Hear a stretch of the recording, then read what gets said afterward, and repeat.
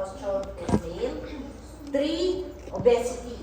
The heavier the person is, the more weight she puts, then the more prone she has to arthritis. And number 4, sedentary lifestyle. Walang exercise. It says here that exercise is the most important factor. Strength of the muscle is the most important factor for a person to have osteoarthritis. Okay? So, they found out that if you do an early exercise of the knee, mas less yung tendency niya na magkaroon. Of course, kasama din talaga si weight. Okay? So, kung medyo malaki siya, aside from exercises, dapat siya mag-diet.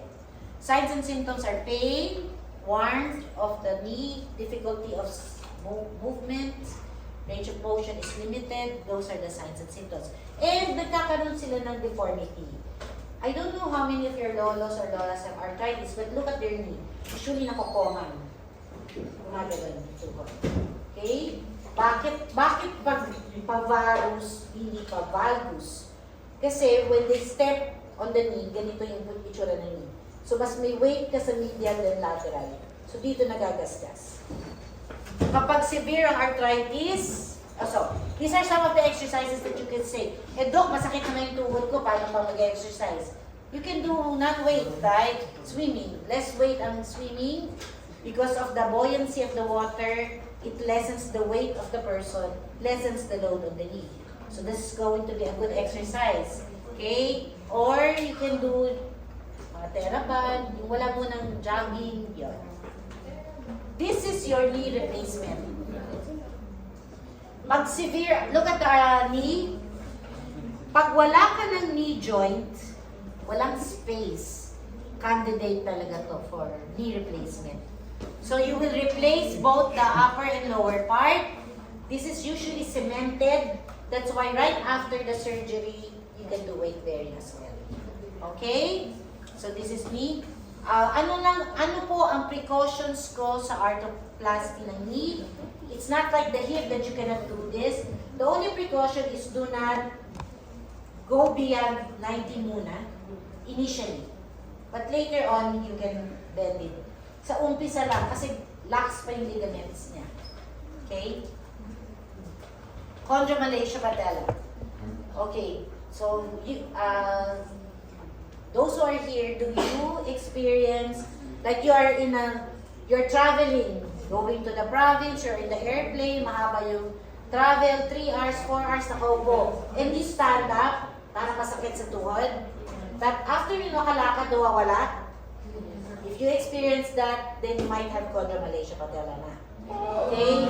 Chondromalacia patella is the softening of the cartilage. Dami niya nasabi. Okay? So this is my patella. Posterior to the patella is the cartilage. You might be having some type of degeneration in the posterior of the cartilage, of the patella, I mean. Okay? So, it can initially, it starts with like a simple parang bumubuko lang. No? Tapos magbubutas siya, nagkaka-erosions siya sa cartilage. Lalapad yung erosions kasi hindi naman kayo nag-ingat. And eventually, this is now the last. So this is the degeneration already. Okay? Patients who have early chondromalacia can have early osteoarthritis as well. So anong gagawin nyo? If, Doc, nakakaramdam na po ako ng pain. Again, if you are in the heavy side, reduce. If you are sedentary, exercise. So you have to exercise the knee to strengthen it. Okay, that's the only remedy that you can do. Next, our sports. Let's talk a little about some of the injuries to the ligaments. I'll start with ACL tear. Okay, so ACL, you remember, is the support of the knee to prevent the anterior dislocation of the tibia or the posterior dislocation of the femur. How is the ACL injured? Usually the foot is anchored and you suddenly had a change in the direction. Okay? So women are more prone to have ACL injuries. So let us say, I compare a person, so a woman is 2 to 8 times more likely to sustain an ACL injury if we talk about the same sport compared to a man. Let's say, if we have 2 players playing basketball, female and male, mas prone si girl magkaroon ng ACL injury compared to a basketball player na lalaki. Okay. So the mechanism is naka-fix yung foot, nag-change direction ka. Either pa-decelerate, okay, na-bend or na-twist. So yun ang kadalasan.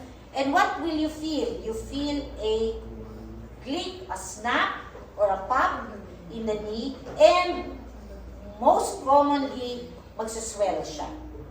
So pag namaga yung tuhod, inaspirate nila at may blood, malamang meron tear sa loob ng ligament. Okay? So, why women? So, who are the ones prone to have it? So, sinabi natin girls.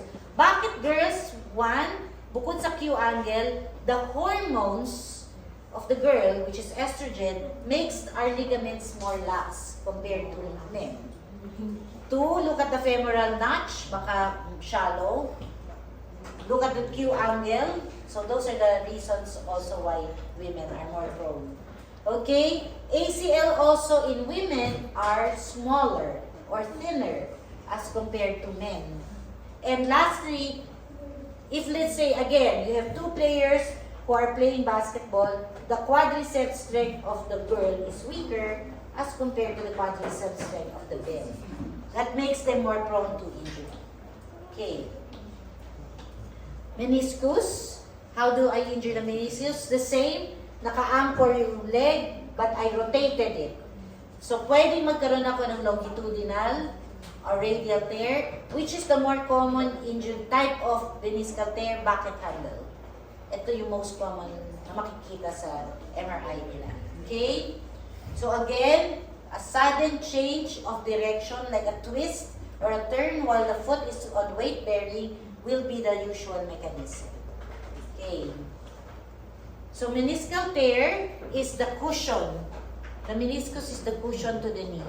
If na-degenerate yung meniscus, more prone magkaroon ng osteoarthritis yung patient na to. Okay? So that's why you need to also take care of the meniscus. Next, plica. Plica syndrome is pain on the sides of the patella. Usually, the patient feels a click or a snap, okay, on that area. So, he can feel a catch, a lock, when he tries to flex and extend the knee.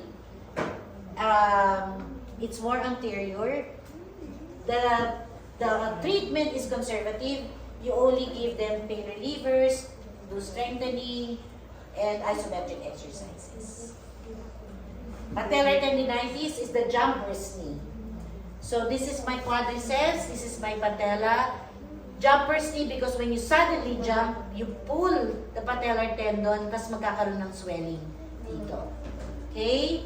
So, sa jumper's knee, this is an overuse condition, especially when you do repetitive jumping or running downhill. So, yun yung common. Again, strengthening of the quadriceps is the most important. Next, iliotibial band syndrome. We took this up in the hip. The iliotibial band in the hip has pain here on the lateral, but you can have pain on the distal where it is attached to the knee. Okay? So, when you have a iliotibial syndrome, may click or pain on the side, you always do your Ober's test. So, I mentioned Ober's already. So, Ober's is if you're able to put this one down, that's negative. Pero kung ibababa mo, hindi siya mababa, tight yung iliotibial band, so that's positive Ober's test. Treatment, stretching of the iliotibial, pain relievers, modalities on the distal part. Okay? Bursitis. Natatandaan nyo, what is the largest bursa in the posterior? So semimembranosus, and if this inflamed, it's called the bigger cyst, right? Okay. Do you still remember the pes answering bursa? The pain is in the medial of the knee, and the three tendons affected are sartorius, gracilis, semimembranous. Okay, for the anterior of the knee, the two common bursitis are the clergyman's knee and the carpet layer's knee. Okay, clergyman's knee is called what? Prepatella o infrapatella? Infra. Clergyman, nakaluhod. Tumama ito doon. So that's the infrapatellar bursitis. The carpet layers is nandito sa harap ng patella yung weight. So the swelling is in front of prepatella. Okay? So those are the common. Which is more common? Prepatella, infrapatella? Infrapatellar bursitis for the anterior. Okay, the last is your siding Larsson-Johansson syndrome and the Osgood-Schlatter. Wala naman spelling, di ba? Okay.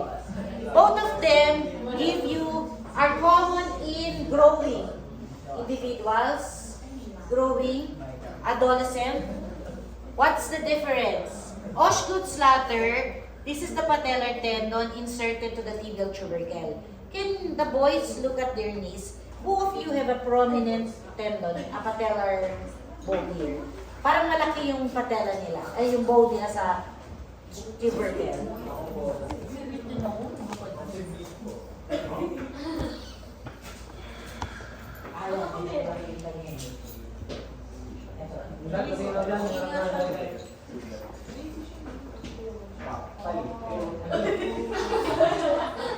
So if you look at his knee, kita niya agad yung patellar tendon niya. Pero in Osgood-Schlatter, medyo mas malaki pa ba? Ito, kita niyo agad yung...